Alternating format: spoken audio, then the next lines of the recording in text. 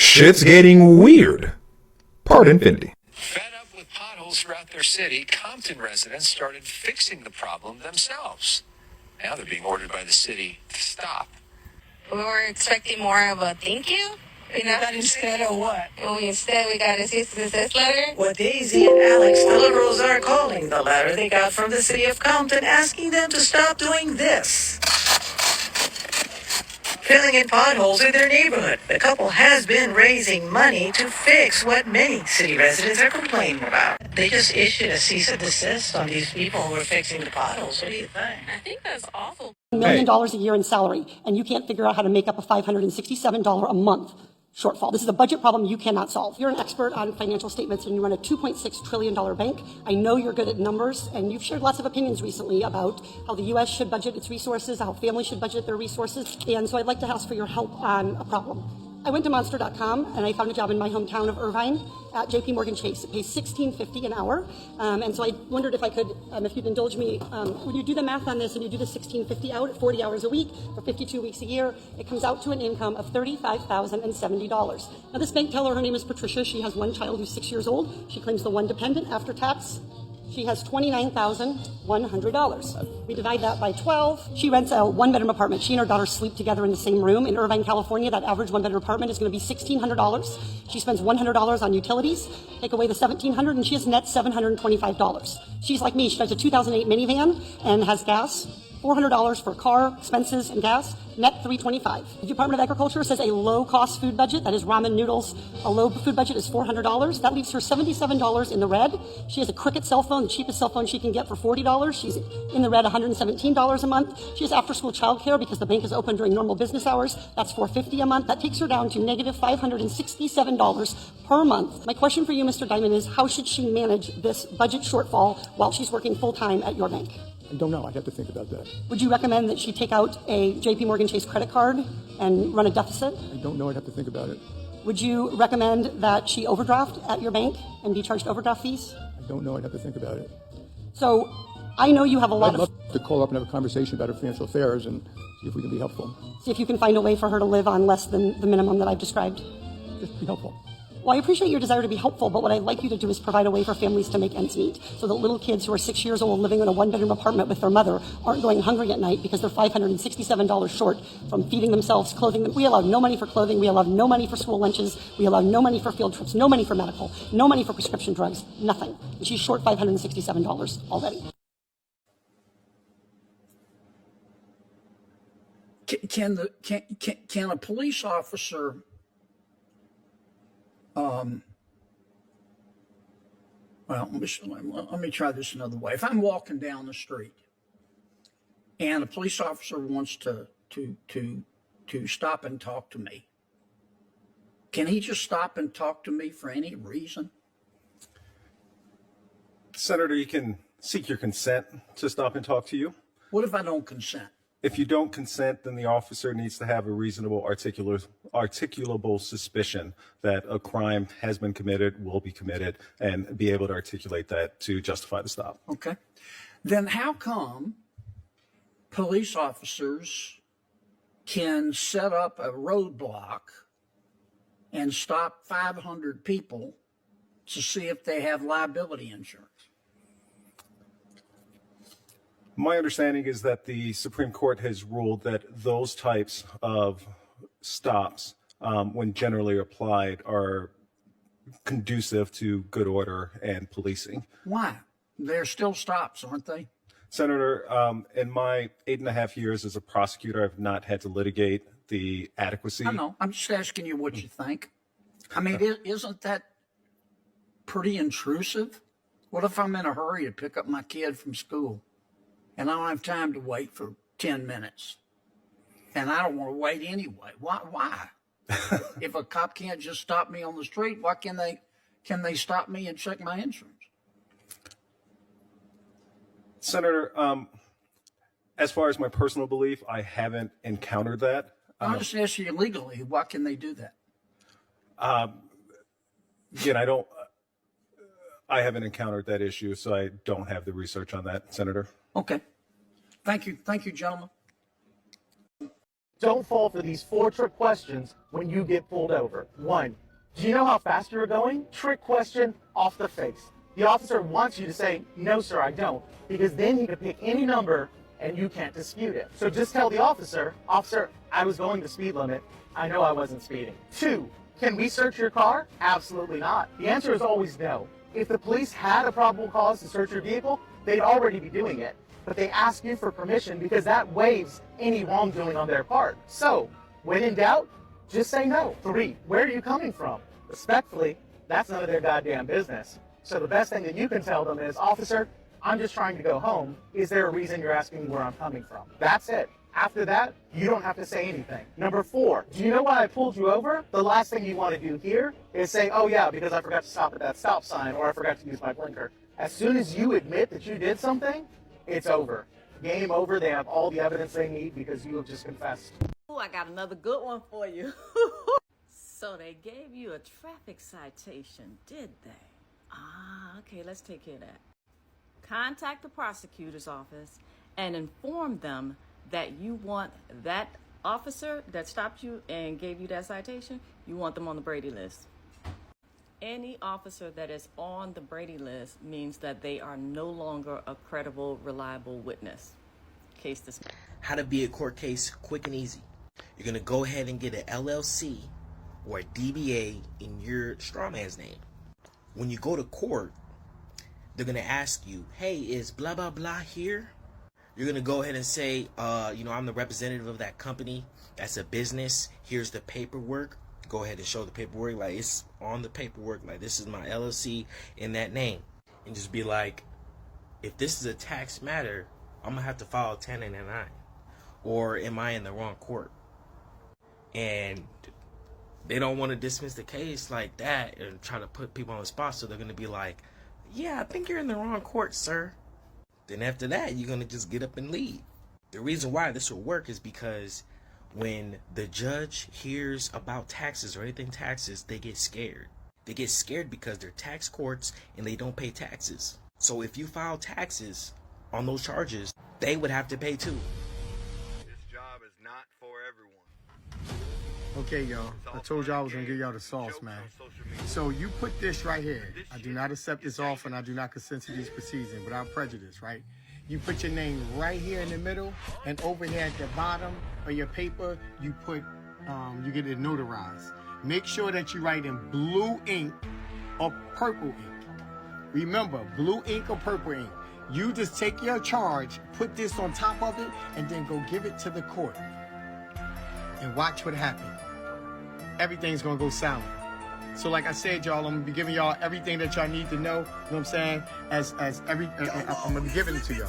I'm not charging nobody for nothing because everything on this earth to us was free, y'all. Courtroom procedures. For the record, my name is Ryan Thor. I'm the living man. I am not the entity known as Ryan Michael Thor, just to clear that.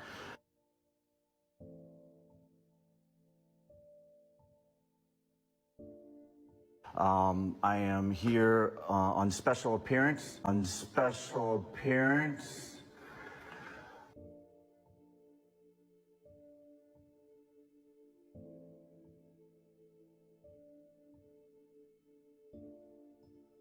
Under threat, duress, and coercion to challenge subject matter jurisdiction and also personal jurisdiction as well.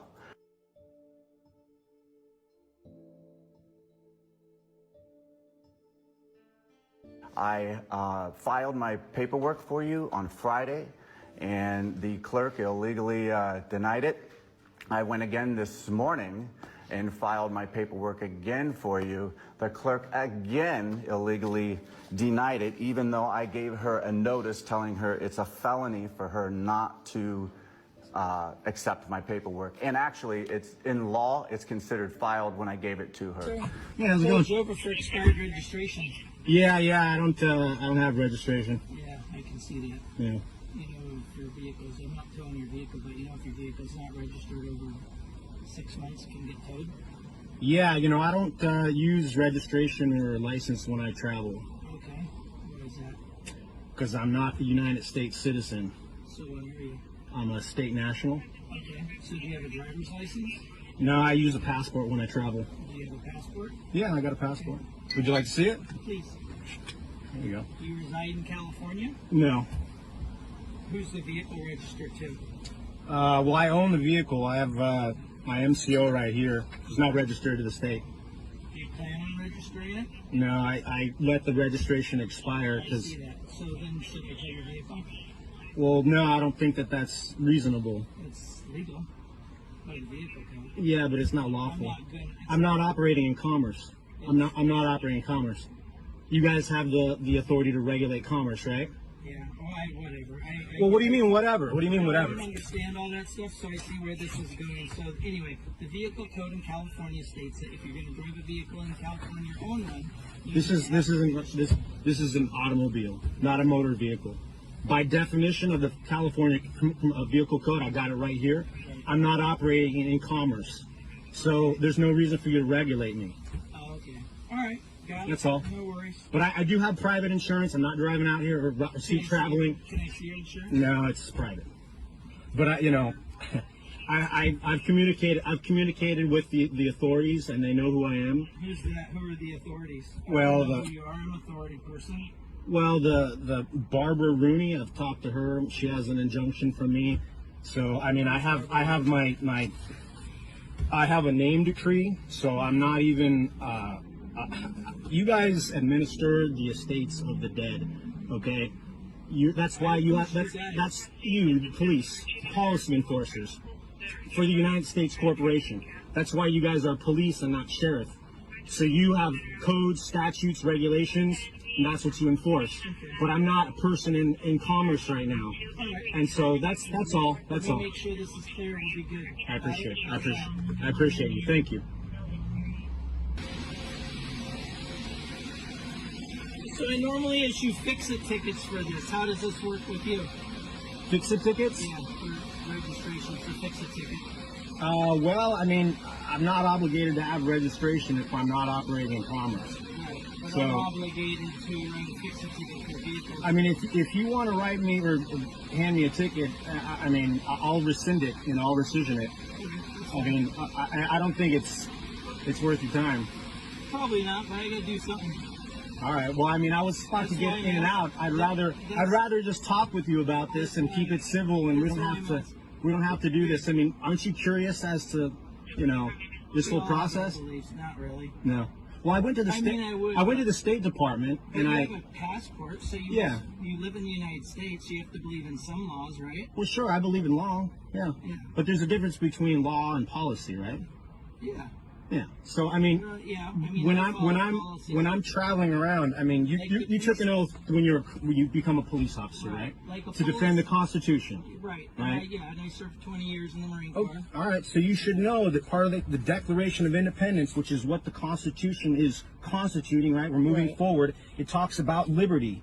Right? Yep. And so you're taking an oath to defend the Constitution, the Declaration of Independence. Liberty means the right of locomotion. Okay? Right. That's right out of Black's Fourth Dictionary.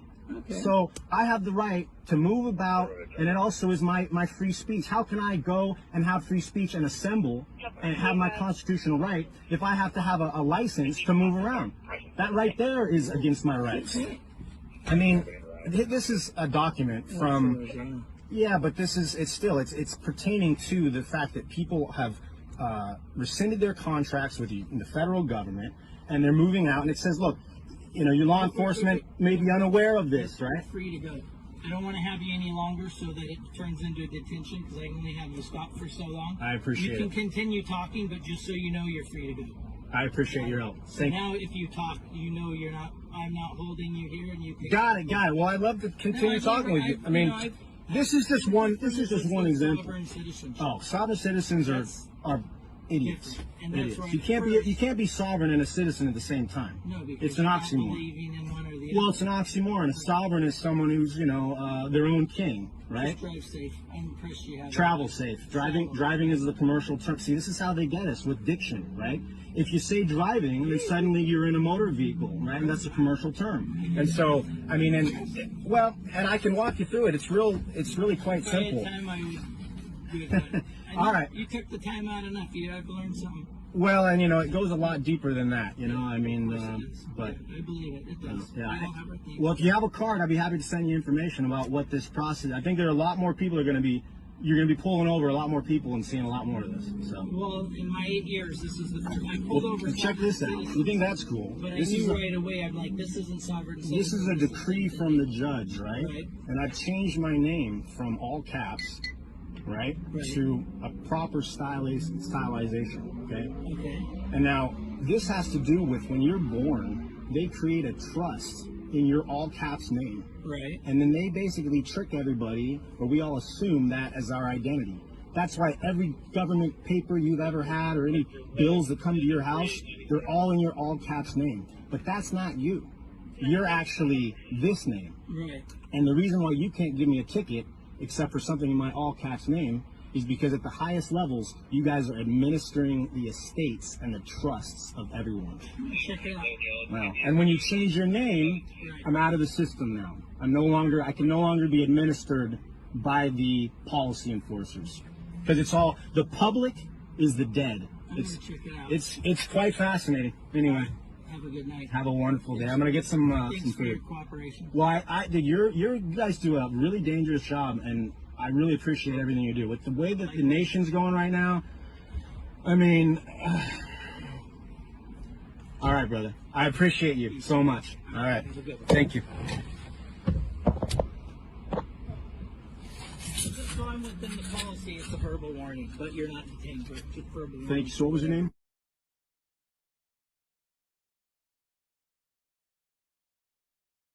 Pleasure to deal with. If you ask, I can give it to you. Thank you. Well, and I think what's happening right now is we're going back to a republic, right? That's why all this craziness is happening. We're headed to some pretty drastic changes. I think myself. everyone's feeling that. Yeah, So something. something's got to break. Be safe. Thank you, my friend. Appreciate it. Shit's getting weird. Burn infinity. Now let's turn to Nigeria, where a tomato puree review has landed a woman in jail. I'm not making this up. A woman put up a Facebook post. She complained about a tomato mix. She said it was too sweet, and the Nigerian police decided to arrest her. She now faces multiple cases, up to 7 years in jail and a fine of 5 billion naira. That's about $3 million US. So $3 million and 7 years in jail, all for a bad review of tomato mix. How is this kind of puree persecution possible? Puree persecution. Hilarious. That was a good one. On September 16th, a day before she put up the post, she went and bought the tomato mix. Her usual brands were out of stock, so she decided to try a different one. Before using the puree, she decided to taste it, and clearly she was not a fan. So she took to Facebook to air her grievances. She claimed the puree was too sweet, that there was too much sugar in it. And she asked her Facebook followers for their opinion. Now this set off a furious online debate, apparently with the puree maker's relative, or at least an ardent fan, someone calling themselves Blessing. Yeah, that's not no fan. I know a burner account when I see a burner account. That's the company CEO burner account. The alleged crime took place last September, on September 17th. That's when our reviewer put up her Facebook post. Her name is Chioma Okoli. They told our reviewer not to bring her problems on social media and she should call customer service instead. Or just choose a different tomato mix brand. Sounds like every other social media stranger looking to pick a fight. So our reviewer shot back. She told Blessing that the sauce was pure sugar and that it was killing people. Now, up to this point, what do you think? That is a regular comment section on social media. And trust me, I've seen worse. Well, 7 days later, our reviewer was arrested. Apparently, the Nigerian police think she was part of a criminal conspiracy. I'm serious. This is what she has been charged with: plotting to instigate people against the tomato mix maker. Not just that, she was charged with intentionally making false claims online, an offense under Nigeria's Cyber Crime Prohibition Act. She faces 7 years in prison in this conspiracy case and 3 years and a fine on the false information charge. He took the blame for a crime that wasn't his for $2,000. He thought he could escape the law, but he was wrong. Simon Adams, 15, took the fall for his friend Mike. Mike had killed several people in 2 weeks. One of the victims was Nathan Trepisano. He was shot dead while walking in the morning. After the police arrested Mike, he accused Simon of being the killer. As a result, Simon was arrested. If convicted, he would face more than 100 years in prison, or even the death penalty. But on his way to court, Simon still laughed. He thought he could get away with it. After all, he was underage and couldn't be sentenced, and Mike had paid him $2,000. But he was wrong. Because all the evidence pointed to him, the judge thought he was a crazy criminal. In the end, he was sentenced for a serious crime. So you mean to tell me they sentenced this dude for 738 years? 738 years in prison, gang? The fuck was you doing, G? How you get charged for 738 years? 67 charges of crimes such as 14 counts of voluntary manslaughter, my nigga? Who is this nigga? This is Baby Kia, a rapper from Atlanta, Georgia, who talks about some crazy ass shit on the track. This nigga Baby Kia said, let's play a little game I made. All you gotta do is pick a candy bar, one got a blade. If you pick the wrong one, I swear to God, that's on you. Who the fuck is this? Man, get this nigga off the street. Atlanta, at this moment, y'all niggas need Batman. The police can't save these niggas. I ain't gonna. Bruce Wayne, if you can hear this shit, save these niggas in Atlanta, G. This nigga Baby Kia is a TK level threat. This nigga is putting up 2017 TK numbers. I thought we was gonna get at the race part 2 when I was in elementary school until they sent that nigga to the Shadow Realm. Baby Kia, look, this is your calling. It's not too late to turn this shit around. If you don't stop, they might send you to the Phantom Zone. They already trying to give you a max jail contract. But this nigga ain't no regular villain. This nigga is a super duper duper villain. God. The government tricks you. They will arrest you before you've had a trial without a grand jury indictment. They break the law completely. They put you in orange clothes and shackles, and nearly 3 days later, after they've held you in jail for close to the maximum 72 hours, they bring you before a judge, and he asks you, how do you plead? And your bar attorney will nudge you in the ribs saying, enter plea, enter plea, enter plea. You absolutely do not enter a plea. And our copper cards teach you what to do and what not to do. You want to demand to see the verified criminal complaint. Because most of the time the district attorneys give you a love letter about all these codes you broke. But the district attorney can't write a verified criminal complaint. They work for the government. They're not a real party of interest. A person, another citizen, has to pick up pen and paper and write a verified criminal complaint, and they can't prosecute you without one of those. And what they next have to do is they need to prove that you have act, intent, and damage, that there's probable cause for this crime. And if they don't have any of that in place, they can't prosecute you. However, if they get you to their court, they put you in front of their high priest in a black nightie, and he says, how do you plead? And you say, I'm not guilty, or no contest. They then say, ha, you agreed to be prosecuted. Let's go ahead with the prosecution. It's now under contract. You've agreed to be prosecuted. You've taken the hook, line and sinker. You've agreed to go in and be prosecuted. And it's a trick these criminals are pulling. It's fraud, it's criminal, it's completely outside the constructs of the United States Constitution and law and order and everything that's decent. And this is how our judges and our lawyers are building a criminal enterprise which has thrown so many people in this nation behind bars and been very profitable for the lawyers, the cops, and the judges. Thank you. Because in maritime courts, corporations can only contract with other corporations. A lawyer can only represent you as a corporation. And let me ask you a question, Ann. Can your corporation run a red light? No. My corporation cannot run a red light. No. So he's giving you an affidavit of fiction because he works for a legal fiction, and he's trying to get you to respond to the legal fiction. And if he can't get you to respond to the legal fiction, he can't contract with you. So in that case, what you want to do is let him commit the crime. We're going to operate on acceptance. Not that we're trying to trap him or anything. We're just trying to educate him, right? So the first thing you could ask a police officer is, excuse me, sir, are you attempting to traffic my person? And the person is the all caps corporation, okay? And he's going to say no. because he doesn't know better, and that's okay. But what he's ultimately doing is he's giving you a ticket, an affidavit of fiction, and that's got a 30-day notice. You've got a choice to show up at court, right? You know that if you don't show up at court, you're presumed guilty, right? And you know that they're going to then sell that as a debt instrument. But what you don't know is that in every court case, they're going to open up a trust in your name. Now, did you give them permission to do that? And I did not. No. And then what they're going to do is they're going to put 3 bonds in that trust. They're going to put a bid, a performance, and a payment bond in there. And then they're going to basically trade you on through your Sesta KV trust, which you didn't even know you had, and they're going to make anywhere from $2 to $5 million per traffic violation. And technically, in the background, they are then selling those as debt instruments. The courts are selling them as debt instruments up to the Treasury. That's okay, right. so they're making good money on issuing traffic violations, and that's why they have a quota. So what you could do is you could turn around and grab an affidavit of truth, because in an affidavit of truth, it's all common law.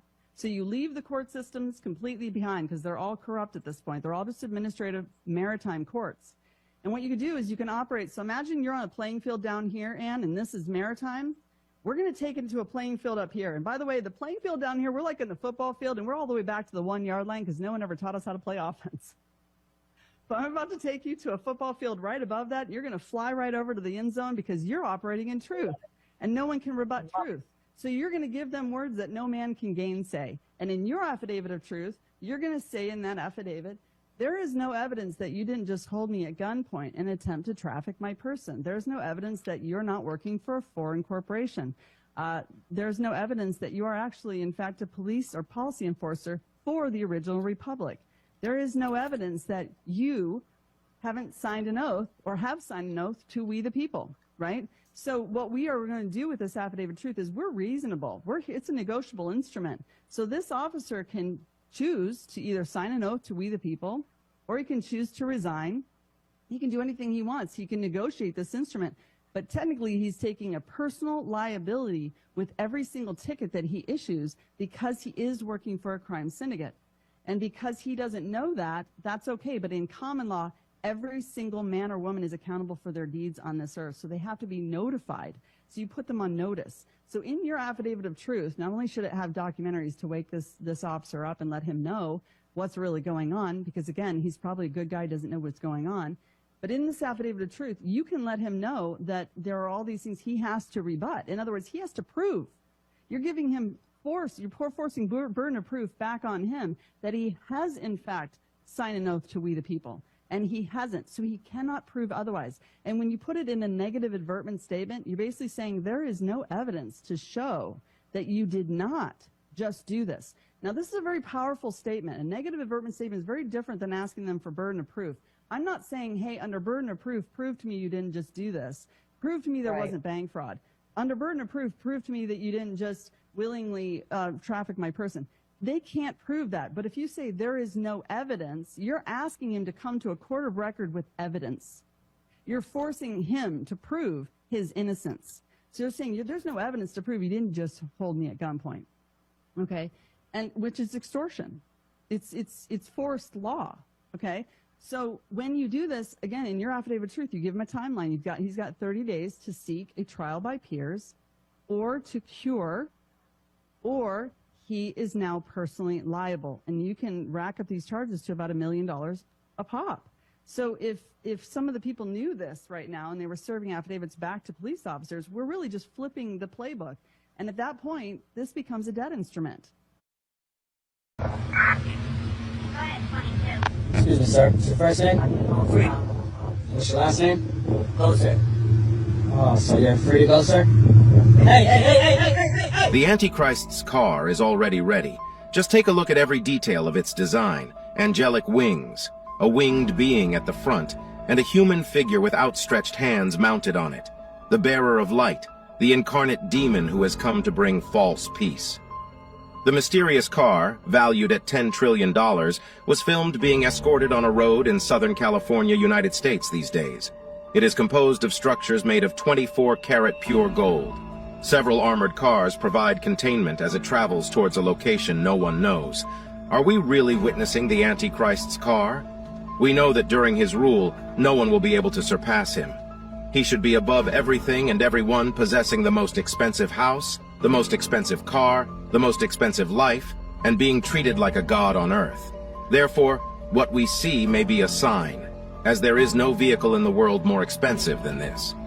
Well, in any case, the end is near, and it's up to you to analyze the images and draw your own conclusions.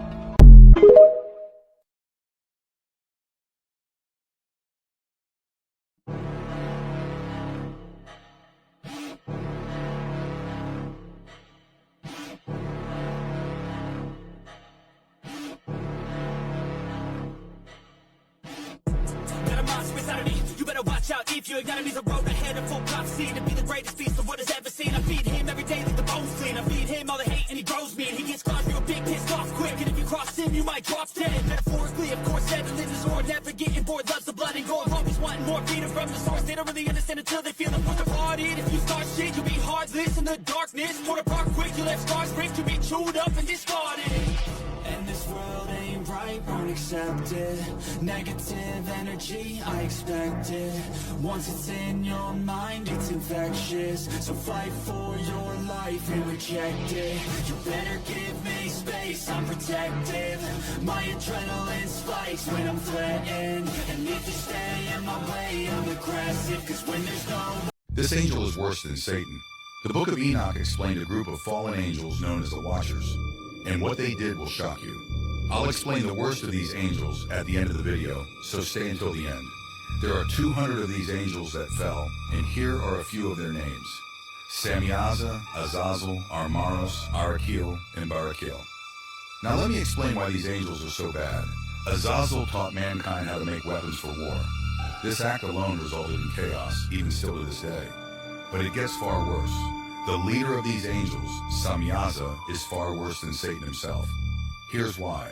Not only was Samyaza the one responsible for leading every fallen angel to sin, he also led a series of experiments with the other fallen angels. They created a series of twisted, disfigured beings with human DNA and animal DNA. This whole story is spoken about in the Book of Giants. It says the 200 angels chose animals on which to perform unnatural acts, including, presumably, humans.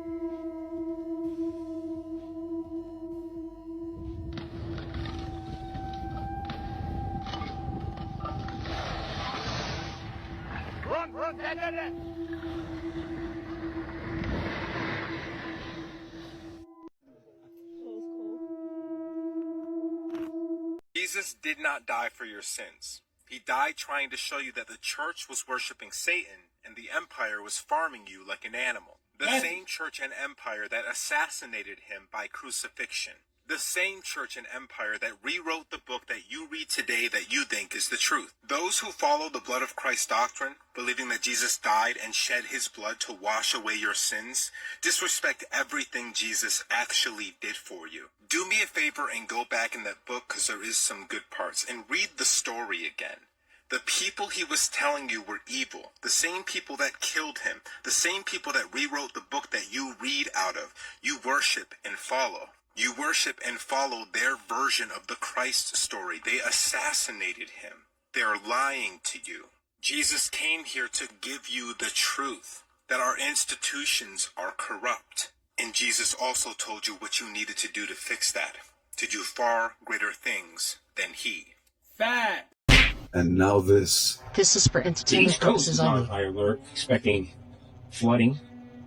I mean, you look up and down the East Coast, everywhere from Virginia, Maryland, New Jersey, all the way up to Boston, Massachusetts. This is on the heels of the strange anomaly that showed up in the Atlantic Ocean, It was a traveling glitch, for a period of 30 36 hours, implying that there were waves out here above. Water rising and flooding on the East Coast. About a day and a half.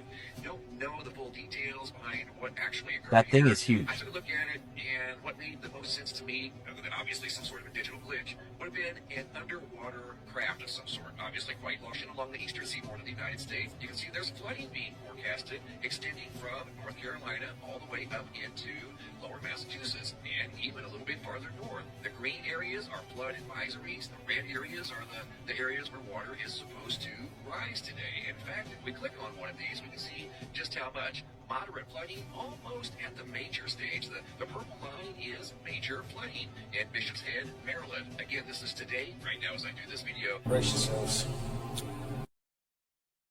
Look what was caught in Florida, y'all. Like, how do you explain this? How do you explain this? How many light sources are here, you guys? What is going? How is the sky splitting like this, y'all? Look, how many suns are there, y'all? How many suns are there? This one's completely orange. This one's completely black. Look at these light sources up there. What is going on? Look, why does it look like? Look at that, y'all. Look, Florida, man. What is up? Is what? Again, y'all, things are happening quickly around the planet. Things are happening so fast. Look at this 8. This looks like an 8 in the sky right here. But what is going on, y'all? This is amazing. What a great time to be alive to be experiencing this, because again, we've never seen things like this in the world. Y'all, I think I know what CERN was doing while this eclipse was happening. Do you see this? There is so many different videos and footage of demons flying by the sun. I'm about to show you another one in a minute. I'm going to slow it down right here.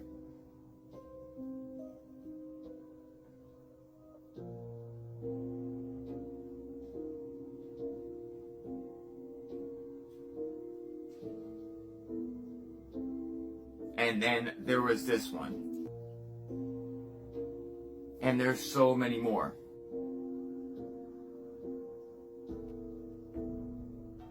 And if y'all really don't want to act like demons don't exist, there was a rumor that CERN was haunted after their first time powering up. And then as of lately, they say they found a 4D ghost in the CERN particle accelerator.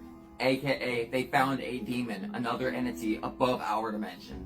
For anybody saying it's a rocket, you are completely fooling yourself. You are fooling yourself. And here is that one going back and forth. Look at that. That is insane, y'all. So does anyone want to tell me what all these demons were doing? Maybe this is why they brought up the demon face thing on the news. Look what happened in Ohio during the solar eclipse, y'all. Light and emblem on the jar? No emblem with the way the light's shining through. And there is a figure of a man. You can't tell me that that is not a figure of a man coming in through light waves from the solar eclipse. Y'all see that, right? We've been seeing faces near the moon and the sun. And now there looks like a person on the sun. In the sun? What is that about? Remember last year we saw all these little moon shape, these eclipse shape all over Texas? There we go. Look at that. That's Ohio. And then that's what the solar eclipse did. Yeah, y'all see that? Yo, check this out, y'all. This was recorded in Ohio, y'all. In Ohio. Check this out. This guy records something behind the sun. Look at that. It looks like to see some type of figure, like a Jesus type figure. Y'all see that? And why does the sun look like Saturn? Look at that. He moves. It looked like he moving to try to get another angle. But yeah, look. The sun looks like Saturn. Look at that.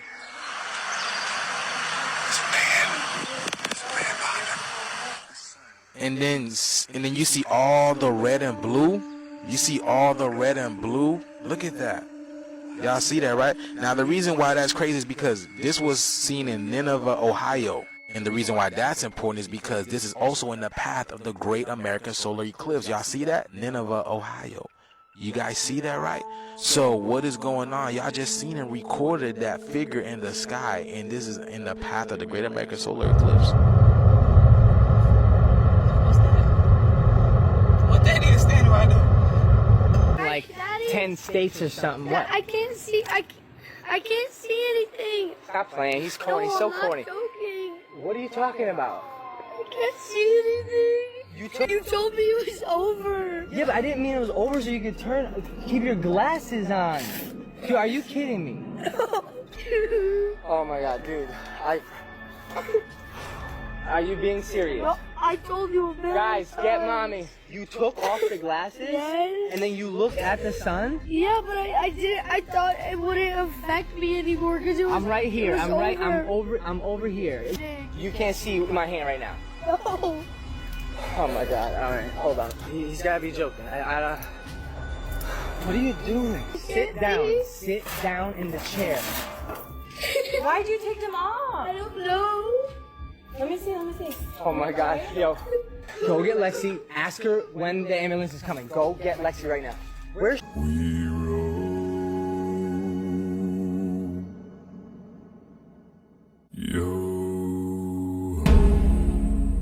All hands, hoist the colors high.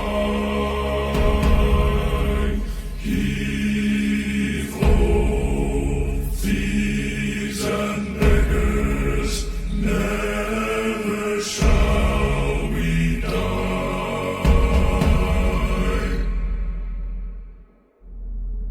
Now some have died and some are alive, and others sail on the sea with their keys to the cage and the devil to pay. We're laid to fade.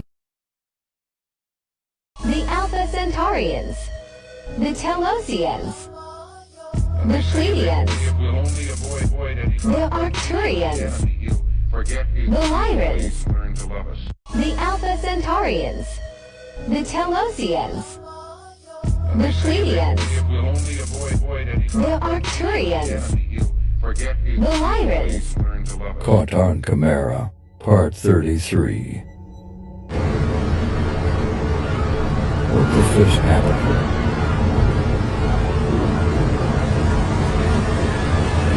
Caught.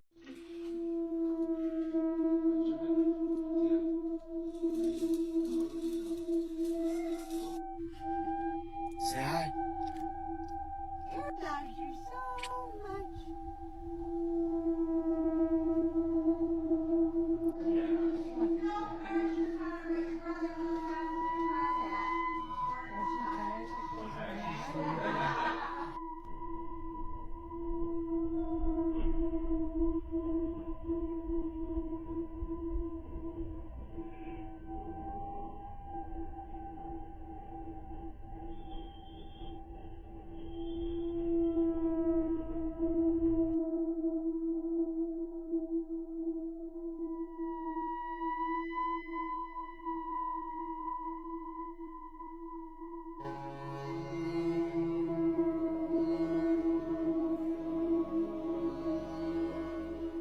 Cellular cleansing. Self-explanatory. Cleaning every cell that makes up every organ and system that totals the biological you. Meaning cleaning all of you. Not only your colon, like many have decided to do. To concentrate on the colon, no. We concentrate on the whole human body. Here are a list of herbs that can help to cleanse and detoxify the body. Cascara sagrada. It causes muscle contractions in the intestines that help to move stool through the bowels while stimulating the liver and pancreas secretion. rhubarb root. It's a highly effective laxative that helps improve the tone and health of the digestive tract. It also cleanses heavy metals and kills harmful bacteria. Prodigiosa stimulates pancreas secretion, reduces blood sugar levels, and motivates fat digestion in the gallbladder while improving stomach digestion. Burdock root cleanses the liver and the lymphatic system. It also helps to eliminate toxins through the skin and aids in the filtering of impurities through the bloodstream. Chaparral cleanses the lymphatic system and the gallbladder. It also clears heavy metal from the blood and helps to treat diabetes. Dandelion cleanses the kidneys, gallbladder, and blood, and it also dissolves kidney stones. It provides relief from liver disorders, diabetes, urinary disorders, and it is rich in calcium. Elderberry removes the mucus from the upper respiratory system and lungs. It increases urine flow and induces sweating. Guaco cleanses the blood and cleanses the skin by promoting perspiration. It reduces inflammation, increases urination, and promotes healthy respiratory system. It is also high in iron, and it strengthens the immune system, and is high in potassium phosphate. Eucalyptus is great for cleansing the skin. It can be used for steaming and in a sauna, or you can just cleanse the skin through going into a sauna to promote sweating, or going out into the sun and allowing yourself to sweat that way naturally. Mullein cleanses the lungs. It removes mucus from the small intestines and activates lymph circulation in the chest and neck.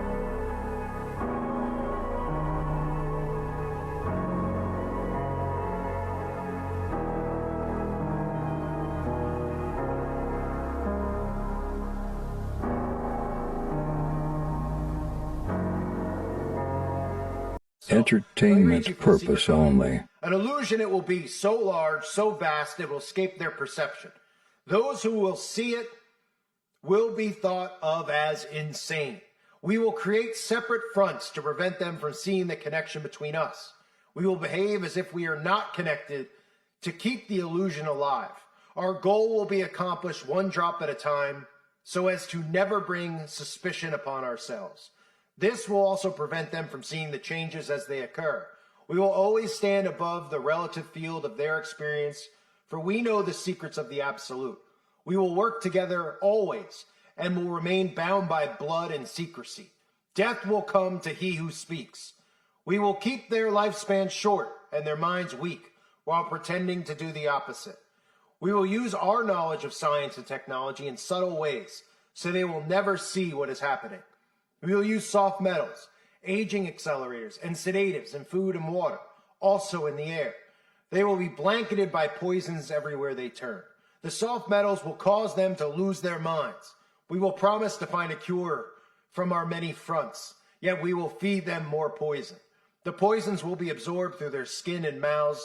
They will destroy their minds and reproductive systems. From all this, their children will be born dead, and we will conceal this information from them. The poisons will be hidden in everything that surrounds them, in what they drink, eat, breathe, and wear. We must be ingenious in dispensing the poisons, for they can see far.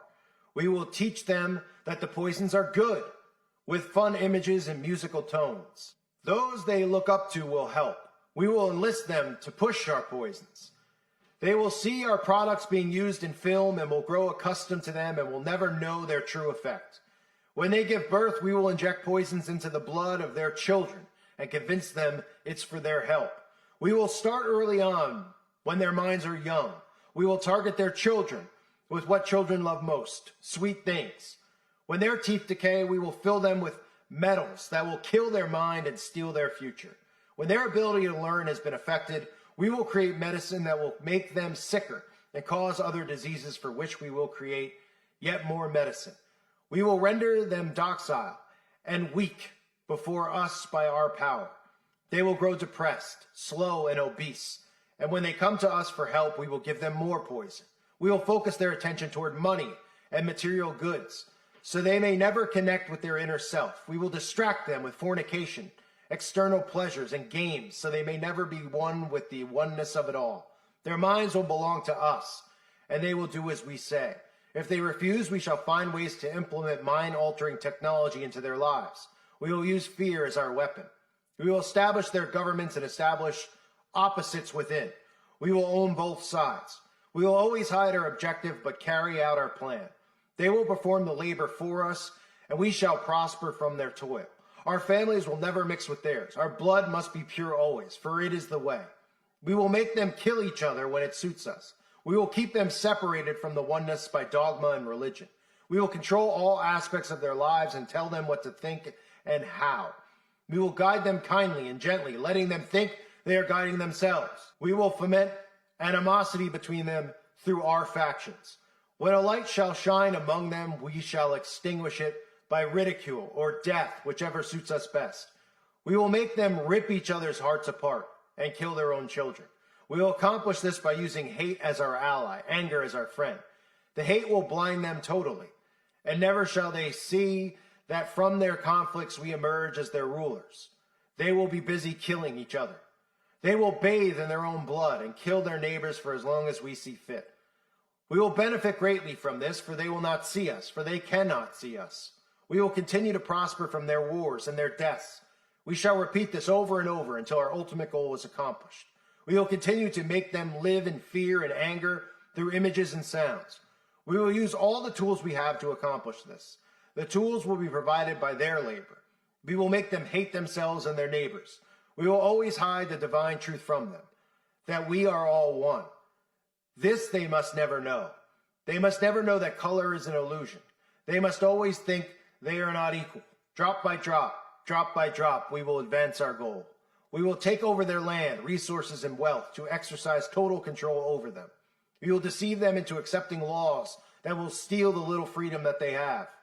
We will establish a money system that will imprison them forever, keeping them and their children in debt. When they shall band together, we shall accuse them of crimes and present a different story to the world, for we shall own all the media. We will use our media to control the flow of information and their sentiment in our favor. When they shall rise up against us, we will crush them like insects, for they are less than that. They will be helpless to do anything, for they will have no weapons. We will recruit some of their own to carry out our plans. We will promise them eternal life, but eternal life they will never have, for they are not of us. The recruits will be called initiates, and will be indoctrinated to believe false rights or passage of higher realms. Members of these groups will think they are one with us, never knowing the truth. They must never learn this truth, for they will turn against us. For their work, they will be rewarded with earthly things and great titles, but never will they become immortal and join us. Never will they receive the light and travel the stars.